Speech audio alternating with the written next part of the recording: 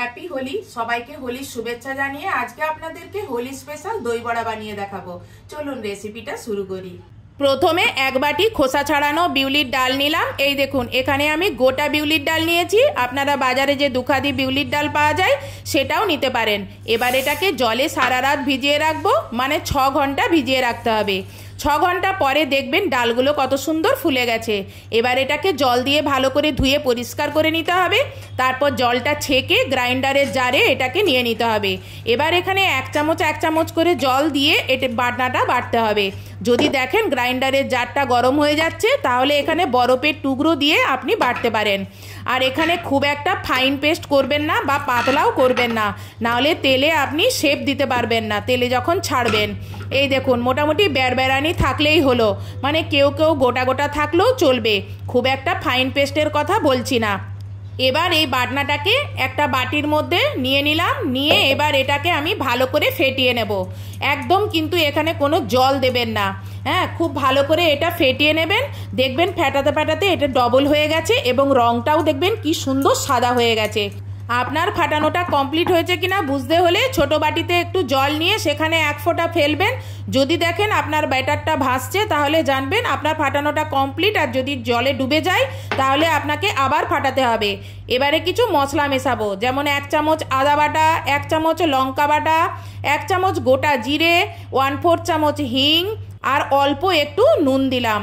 নুন দিয়ে এবার একটু এটাকে আলতো করে মিশিয়ে নেব, কারণ নুন দেওয়ার পরেই কিন্তু এই যে এত সুন্দর ফাটিয়েছেন, এটা কিন্তু একদম কমে যাবে। তাই জন্য খুব একটা ফাটাবেন না, জাস্ট এটা একটু মিশিয়ে নিলেন। মিশিয়ে নিয়ে এটা রেখে দিয়ে অন্যদিকে গ্যাস জ্বালিয়ে একটা উনুনে 1 গামলা জল বসাবো, আর আরেকটা উনুনে একটা কড়া বসিয়ে তেল গরম হতে দেবো। কি বলুন তো, বড়াগুলো ভাজা হওয়ার পরেই কিন্তু সঙ্গে সঙ্গে ওই গরম জলে দিয়ে দিতে হবে। এর কারণ কি বলুন তো, বড়াগুলো যে তেল শোষণ করেছে, সেই তেলটা ওই গরম জলে দিয়ে দিলেই তেলটা বেরিয়ে যাবে আর বড়াগুলো জল শোষণ করে তলায় ডুবে যাবে। সেই জন্য সঙ্গে সঙ্গে গরম জলটাও তৈরি করে রাখতে হয়। আর এখানে আমি কড়াই বেশি করে তেল দিলাম, যাতে একসঙ্গে অনেকগুলো বড়া আমি দিতে পারি। এবার তেলটা যেহেতু গরম হয়ে গেছে, মানে মিডিয়াম গরম হতে হবে, খুব একটা বেশি হাই হিটে গরম করবেন না, বা বেশি গরম দরকার নেই। দিয়ে এখানে একটু একটু করে বড়ির মতন অল্প অল্প করে এখানে দিতে থাকবেন। এটা ফুলে কিন্তু সব ডবল হয়ে যাবে আর এগুলো কিন্তু উপরে উঠে চলে আসবে। এই দেখুন, আমার বড়াগুলো মোটামুটি 1 কড়া দেওয়া হয়ে গেছে। এবার এগুলোকে একটু খুন্তি দিয়ে আমি নেড়ে নেব। দেখছেন বড়াগুলো কীরকম ফুলে ডবল হয়ে গেছে। এখানে আমি বেকিং পাউডার, বেকিং সোডা, ইনো কোনো কিছু ইউজ করিনি, শুধু ফেটানোটা ভালো হলেই এই রকম বড়াগুলো ডবল হয়ে যাবে ফুলে। এদিকে কিন্তু জলটা গরম হয়ে গেছে, দেখুন ধোঁয়া উঠছে। খুব একটা জলটাকে ফোটাতে হবে না। এবার এটা নামিয়ে নিয়ে এর মধ্যে কিছু মশলা মেশাবো, যেমন 1/4 চামচ হিং দিলাম, অল্প একটু ধনেপাতা কুচি দিলাম, তারপর এতে অল্প একটু লবণ দিলাম।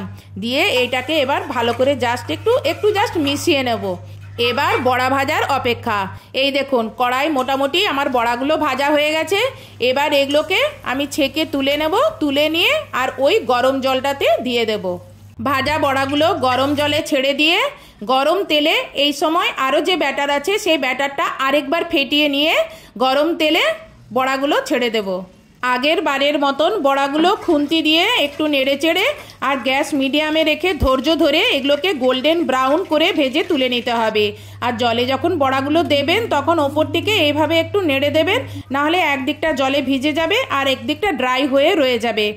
এই ভাজাগুলোও হয়ে গেছে, এগুলো জলে দিয়ে দিলাম। আর আগে যেগুলো জলে দিয়ে দিয়েছিলাম তার রং কতটা চেঞ্জ হয়ে গেছে জল ঢুকে।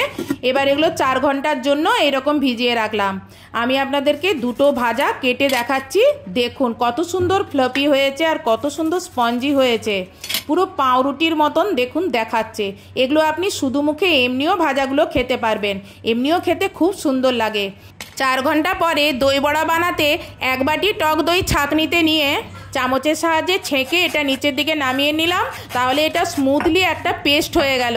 হ্যাঁ, না হলে এটা আপনি চামচে করেও ফাটাতে পারেন, তাই দানা থাকার সম্ভাবনা থাকে। আর ছাঁকনির সাহায্যে এইভাবে ছেঁকে নিলে একটা দানাও আপনার গোটা থাকবে না দইয়ের। দইটা মিষ্টি করার জন্য 1 হাতা চিনি দিলাম, আপনি আপনার পছন্দ মতন চিনি দিতে পারেন। তারপর এতে অল্প একটু সাদা নুন, অল্প একটু বিট নুন দিয়ে এবার এটাকে ভালো করে মিশিয়ে নেব। আর দই বড়ার দইটা কিন্তু ভালোই মিষ্টি হয়। এবারে ওই যে 4 ঘন্টা ধরে বড়াগুলো জলে ভিজিয়ে রেখেছিলাম, দেখুন জল শোষণ করে কীরকম ফুলে কীরকম হয়ে গেছে। এবার বড়াগুলো জলটা চিপে বের করে নিয়ে দইয়ের মধ্যে দিয়ে দিতে হয়। তারপর দইটা বড়ার সঙ্গে ভালো করে মিশিয়ে নিয়ে ফ্রিজে রেখে দিতে হয়। ফ্রিজ থেকে বের করে ঠান্ডা ঠান্ডা এটা পরিবেশন করতে হয় বা খেতে হয়। আমি এখন আর ফ্রিজে রাখছি না, এখান থেকেই আপনাদেরকে পরিবেশন করে দেখাচ্ছি। প্রথমে একটা প্লেটে বড়াগুলো নেবেন, তার উপরে বেশি করে দইটা দিয়ে দেবেন। এবার ওপর থেকে ধনে পুদিনা সবুজ চাটনি, তেঁতুলের মিষ্টি চাটনি, তারপর লঙ্কা গুঁড়ো, ভাজা জিরের গুঁড়ো, চাট মশলা, তারপর বেদানার দানা আর সেও ভাজা বা ঝুরি ভাজা ওপর থেকে ছড়িয়ে পরিবেশন করুন হোলি স্পেশাল দই বড়া। একবার আমার মতন এভাবে বানিয়ে খেয়ে দেখুন, কি দারুণ খেতে। আর আজকের ভিডিওটা যদি আপনার ভালো লেগে থাকে তাহলে ভিডিওতে লাইক, কমেন্টস এবং শেয়ার করবেন এবং চ্যানেলটি সাবস্ক্রাইব করবেন। আর ফেসবুক থেকে যদি দেখে থাকেন তাহলে ফেসবুকটি ফলো করবেন। ওহ, দারুণ খেতে হয়েছিল দই বড়াটা। আজকের মতন এখানেই ভিডিওটা শেষ করছি। নেক্সট ভিডিওতে আপনাদের সঙ্গে আবার দেখা হবে। বাই।